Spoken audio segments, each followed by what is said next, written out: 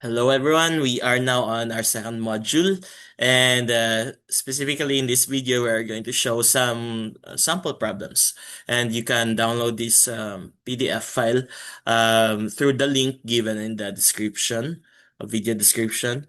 So without further ado, we're going to talk about three of the chosen sample problems from this PDF file. Okay, so 3 out of 10. And the first one, as you can see, is this one. Example 2.1, right? It says, if the forces acting on a 20 centimeter by 10 centimeter rectangular sensor plate are F1 equals to 8.0 Newton at 30 degrees above x-axis, and F2, which is 5 pounds along y direction. So find the resultant force and locate the centroid from the lower left corner. So this is not 8. All right. So we should find the resultant force first. Okay, first we have 30 degrees above x-axis. Okay, this is our um first what do you call that? First vector, we have 8. Okay, oh, so remember, this is 30 degrees. 30 degrees. Okay, so 30 degrees. And let's make it smaller. Okay, so we have the angle here for the first vector. Okay, 30 degrees. And its value is 8, right? Okay, whereas the second vector, let's color that okay, let's have this one first. Purple. Okay. Oh, okay. So we have the second vector here, somewhere right here. We don't know where, but we have the second vector. Okay. And this has a measure of okay, it goes along the positive y direction. That's why it's upward. And it has a measure of 5 pounds. Okay, 5 pounds. Okay, the first one is newtons. Okay, so we have the vectors, the color blue, okay, blue one and the purple one, right? So, and we are asked to find the resultant.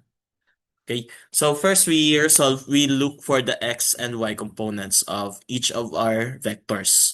For vector 1, for the first one, we have 8 newtons. So it's not horizontal or vertical. That's why we use, of course, SOHCAHTOA to come up with this value. Okay, here's a brief shortcut. Although I mentioned this in the discussion regarding the slides in the previous video. So for me, it will be more convenient to always measure from the positive x-axis. Okay, we have our positive x-axis as our reference side. Okay, so our angles should always be measured how far are they from the positive x-axis.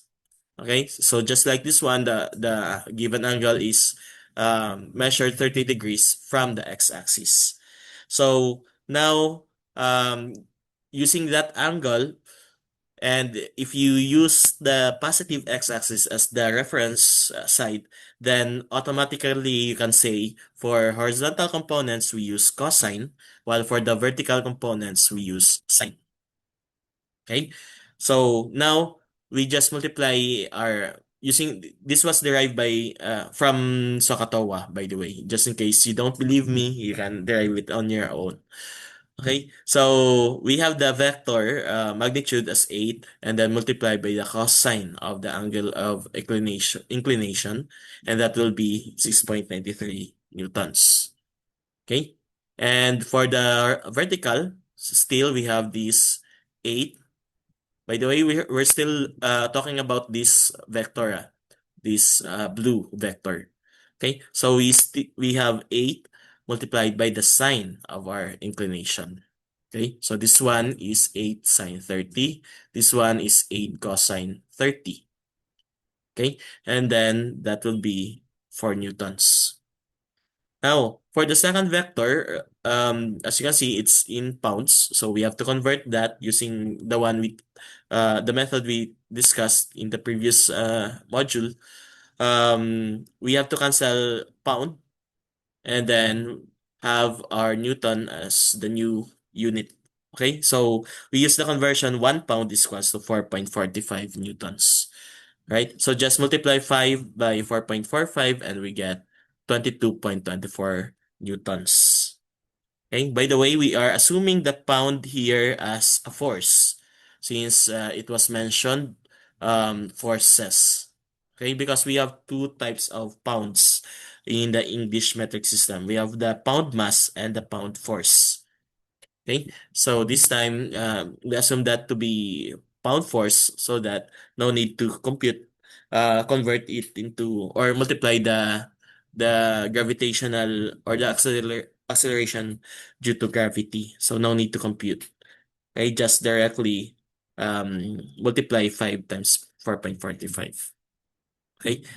And now we do the same thing. We use cosine for the horizontal component. As you can see, the angle, we don't have an angle here, a given angle, but actually the angle here is from the horizontal axis. Let me color that as light green. I don't know.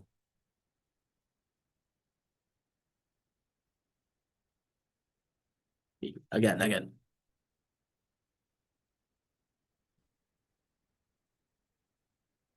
Ah, okay, again.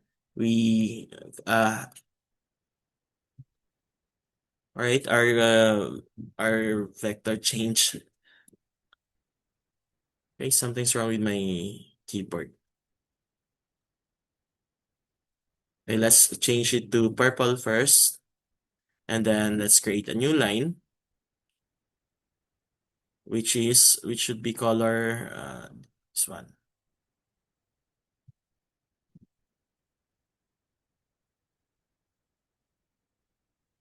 Why doesn't it change? Okay, so I guess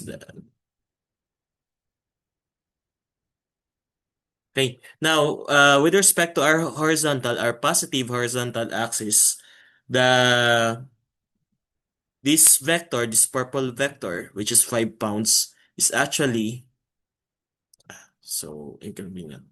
Is actually right 90 degrees from our horizontal or positive x-axis. That's why we use the angle 90. Okay? So its inclination is 90 degrees. That's why, by the way, 90 degrees inclination meaning that vector is straight upward or straight vertical. Um, yes, that's a vertical vector. Okay, so we have cosine 90 for the horizontal component. And as you can see, it will become 0 because our vector does not go to the left nor right. Okay? It only goes upward or downward. Okay?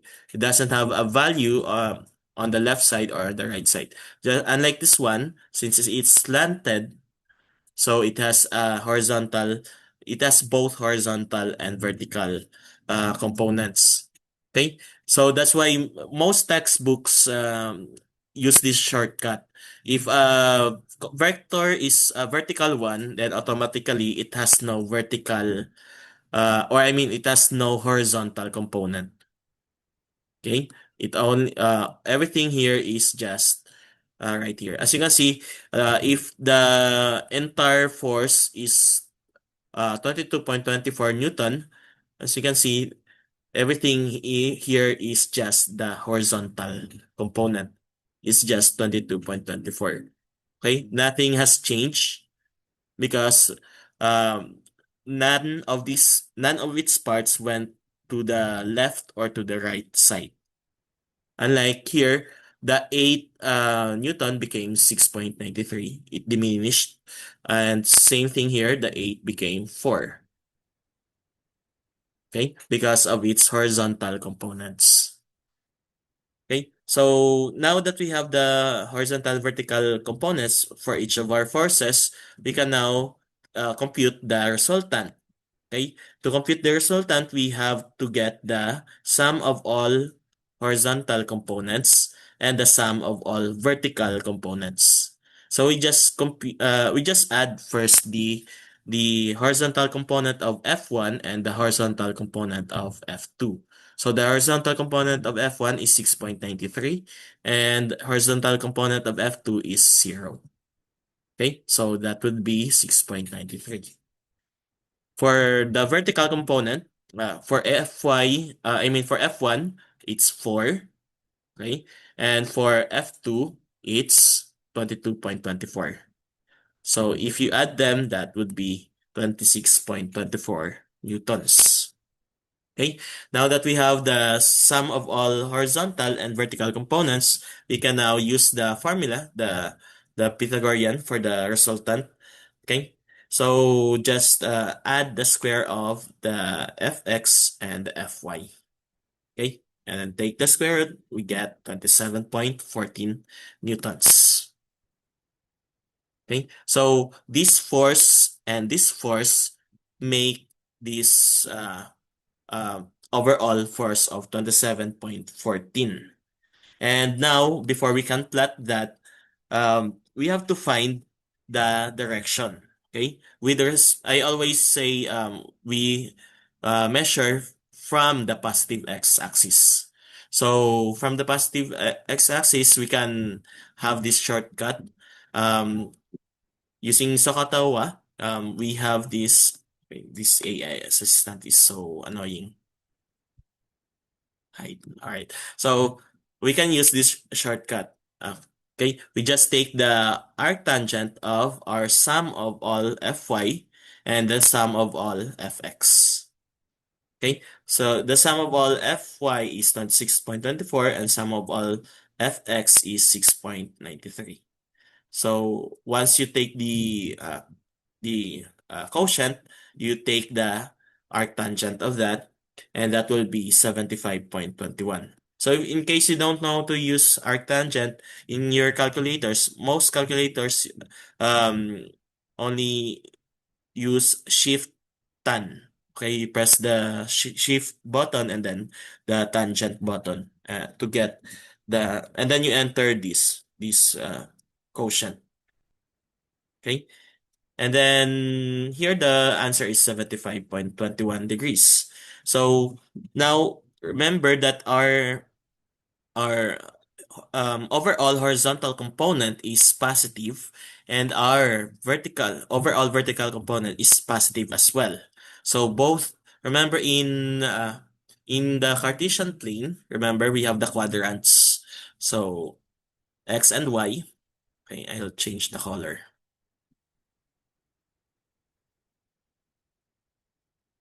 Or it doesn't change. Okay, so we have the x and y axis.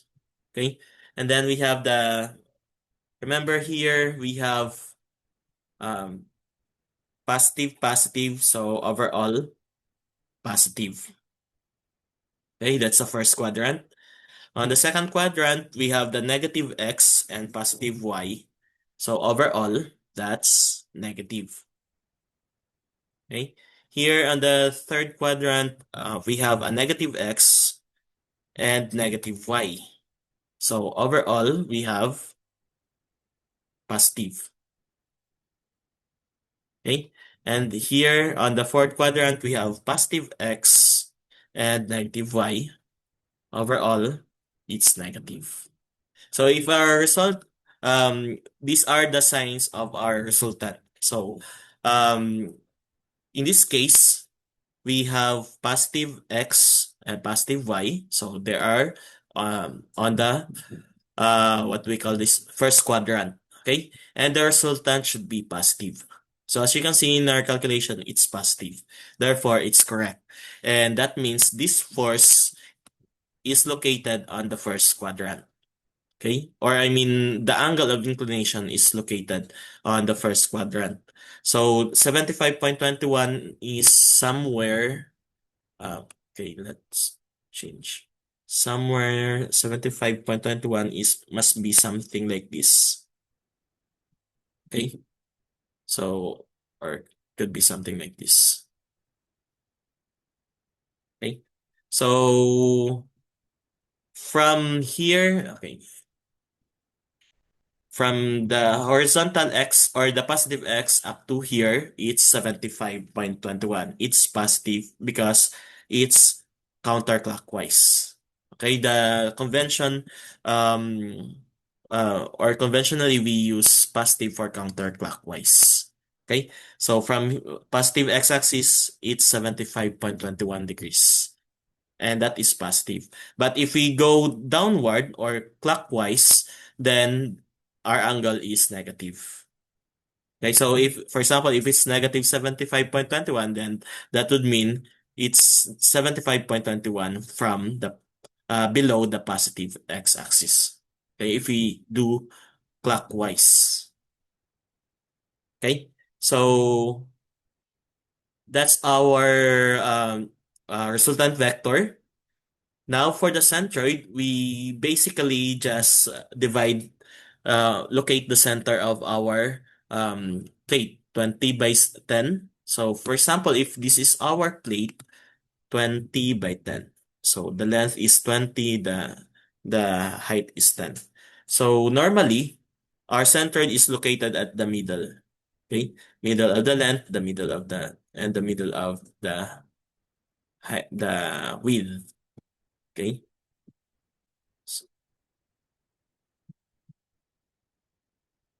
Right. So the centroid is right here. Okay, at this intersection. So from here to here, this is our entire length. So meaning the middle part is just half of our length. Okay. Same thing with the width. Okay, from here to here, the middle part is just half of the width. Okay. So our centroid, if you do that, 10 divided by 2, that's 10 centimeters or 0.1 meter. And for the width, we have 10 over 2, that's 5 cm or 0.05 meters. So that means this location from the lower left corner is 0.1, 0.05 meters. Okay? So 0.1 meter or 10 centimeters to the right and 0.05 or 5 centimeter upward. Okay, so that's how we locate our centroid. Okay, we have more examples here, but um we flash. If we go fast forward to this example, 2.9 and then 2.10, right? So for 2.9, it says, consider a composite PCB consisting of two bonded plates, one copper layer measuring 8 inches by 5 inches with this density, and one fiberglass layer measuring 20 centimeters by 12 centimeters with this density. We are asked to find the center of mass in centimeters, assuming uniform thickness and alignment along the same base edge. Sorry. Okay. So first, we uh have to look for the volume because um we need the mass, but we are only given the density. So remember, density is mass over volume. Okay, so the volume can be derived from the area. So first we need compute for the area. For the copper one, we have 8 by 5 inches. So we multiply 40. That means we have 40 inches squared, but we need centimeters. Okay, so centimeters, we use this conversion. But remember, since the inch is squared, then we have to square the entire thing. Okay, so the entire multiplier must be squared. Okay, so 1 inch is equivalent to 2.54 centimeters. So 40 times 2.54 squared, that would be to 58.06 centimeters squared. Okay, that's for the area of the copper plate. And for the fiberglass plate, we have 20 cm by 12 cm. So it's already in cm, so no problem. Just multiply them, and we have 240 centimeters squared. Just in case you're wondering why are we multiplying the length and the width, remember it's um, okay, although it's not mentioned, but plates normally come in rectangular shapes, or the default assumption of plates of the shape of the plates is rectangle. Okay, so right now we have the areas. We assume the plate thickness is negligible, so they are equal. So if we assume 1 cm plate thickness on the copper, we also assume 1 centimeter thickness for the fiberglass. Okay, so basically we just multiply by 1 centimeter, this one. So 258 times 1 centimeter, then we have this. The value is unchanged, but the unit is now cube. Okay, because we just assumed 1 centimeter thickness. Okay, and same thing here, 250 centimeters squared times 1 centimeter, it will be 240 centimeters cubed. Okay, now we have the relationship between the the uh, density, the mass, and the volume. Okay, what we need is the mass, so we translate that. So we need the density and the volume multiplied together. Good thing we have the density given here for the copper and then for the fiberglass. Okay, so we use that formula that okay, for the copper, just multiply the density and the computed volume, and that would be this mass.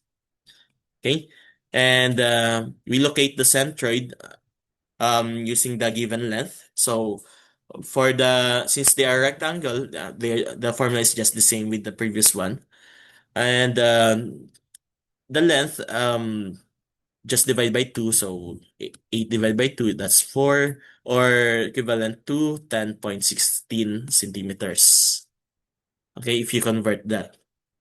Okay, I just did the shortcut.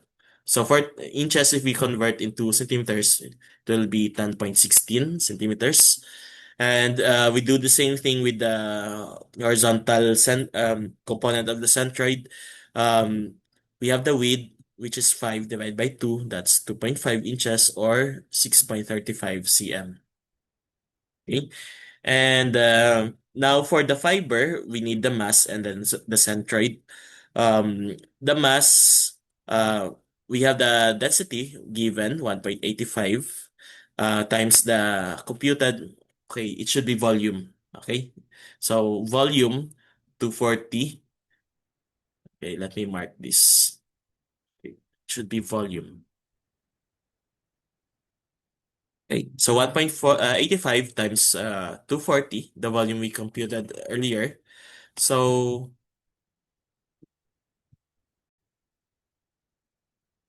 sorry for that interruption. Um, where are we? So going back here, again, this should be volume. Okay, so we have the volume 240 multiplied by the given density. We have the mass equals to 444 grams. Okay, so why don't we change into kilograms? No need, because the the grams will cancel anyway in our formula for the center of mass. Okay.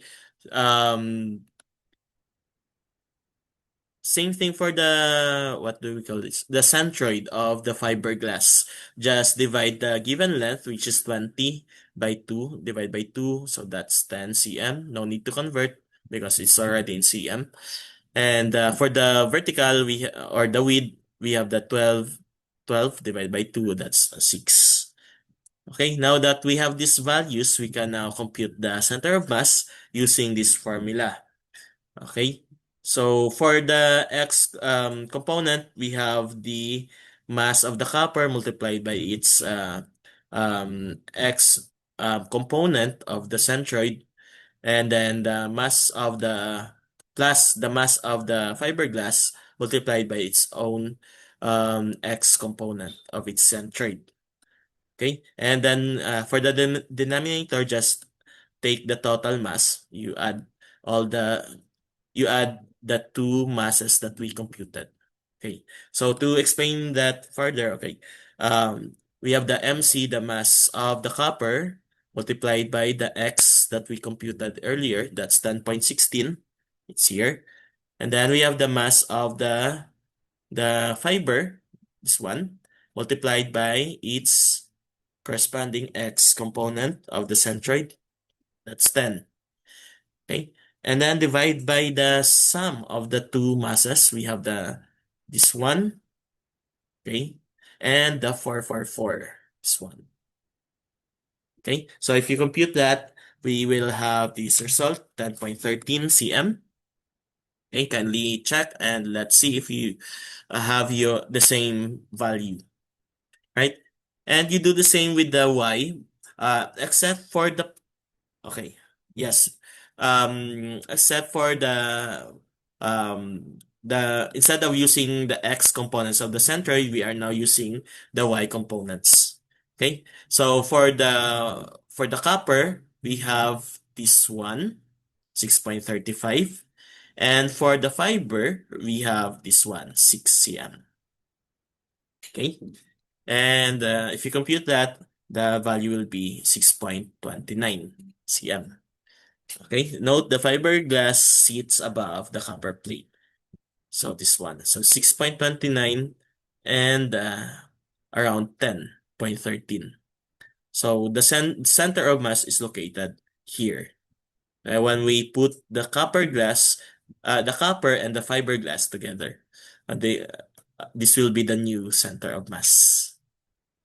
Okay, so that's regarding our second example for tonight for this video.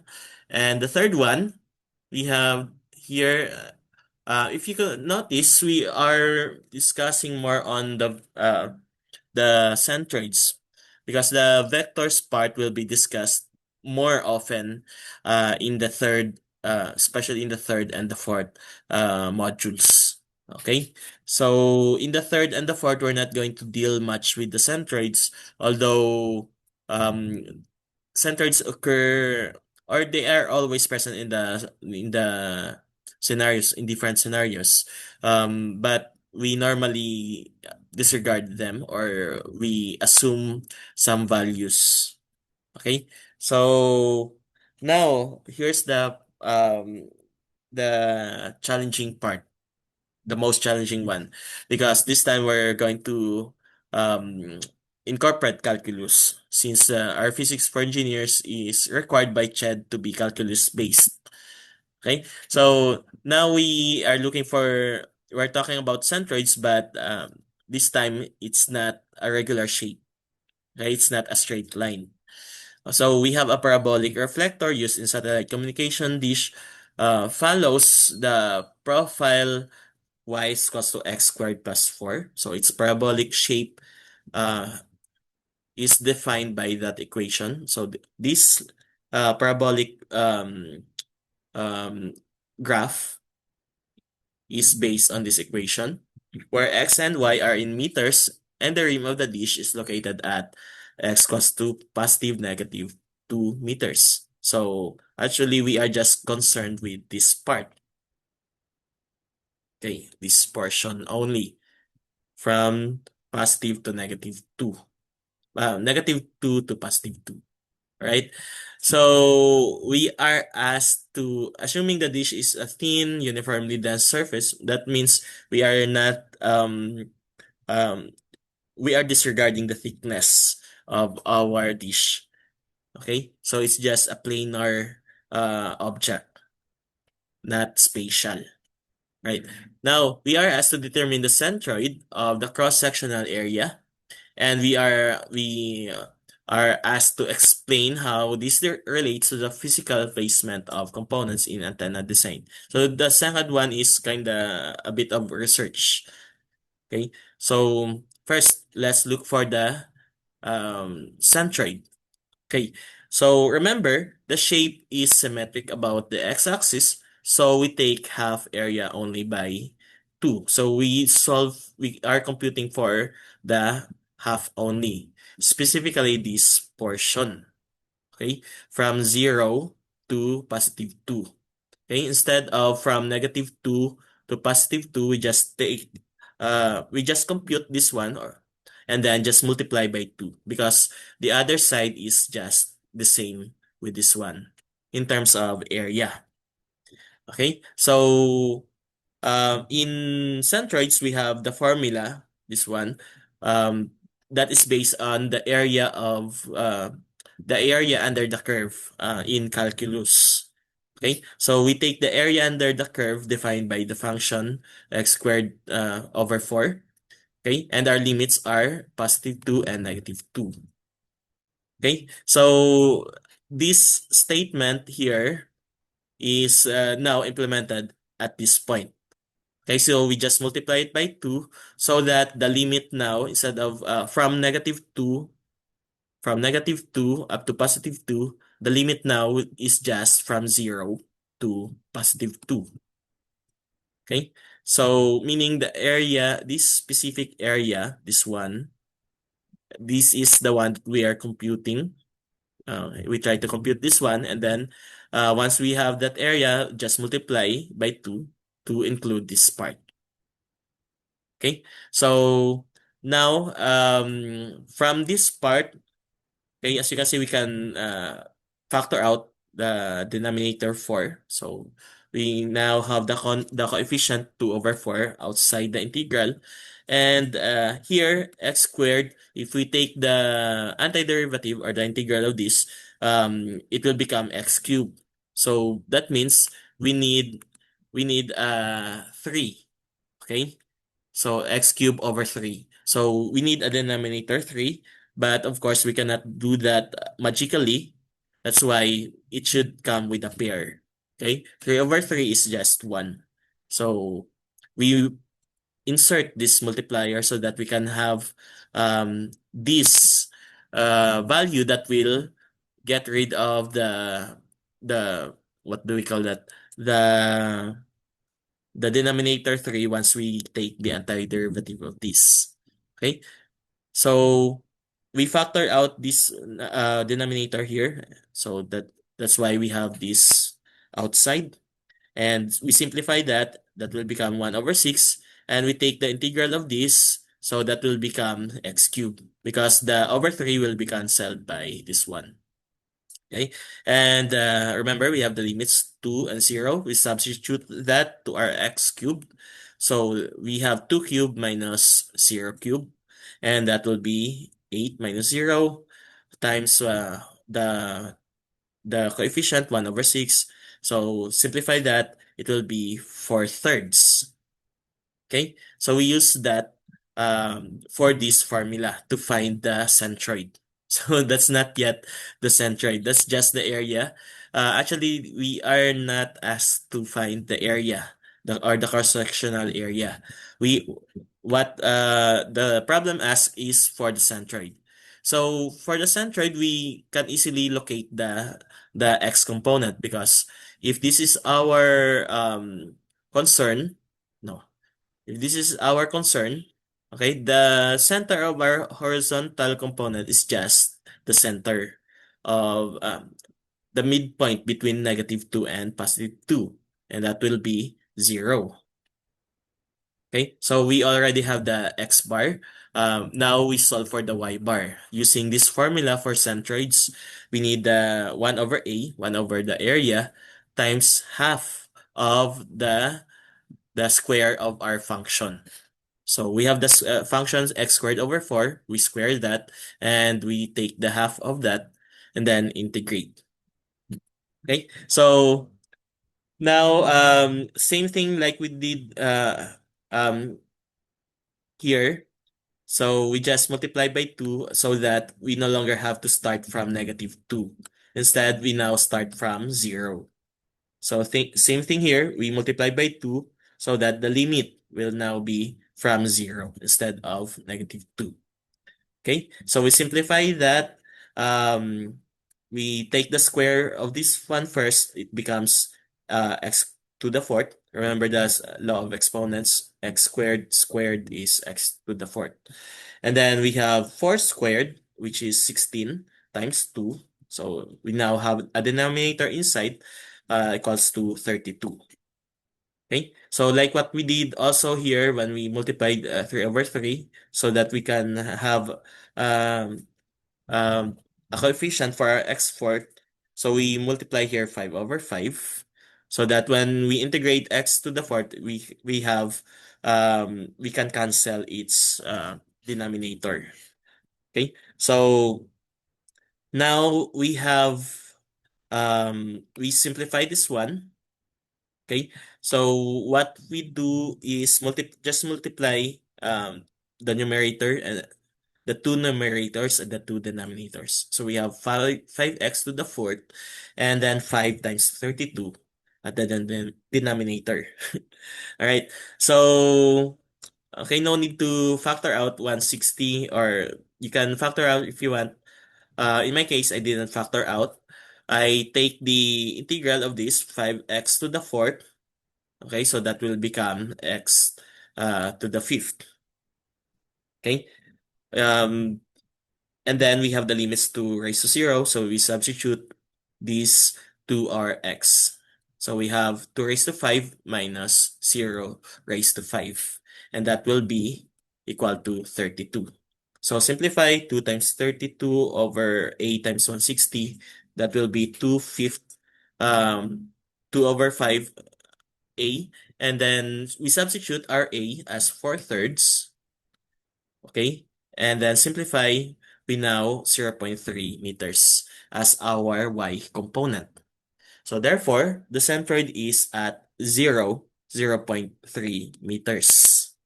From 0 to 0.3. So it's um somewhere here. The centroid is right here.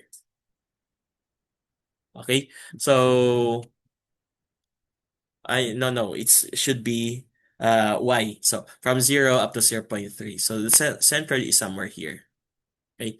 If you look at this part from 0 to 1, so it's somewhere here. So this is our centroid, the one that I'm pointing right now. Okay. So for the second question, explain how this relates to the physical placement of components in antenna design.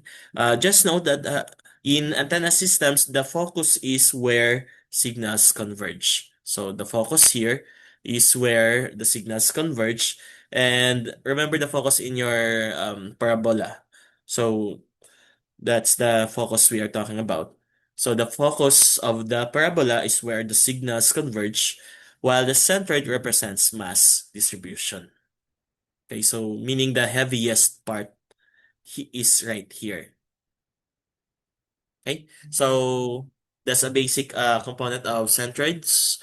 We're going to talk more about vectors once we have our sample problems in our next module. Okay, that's for now. Thank you. Bye.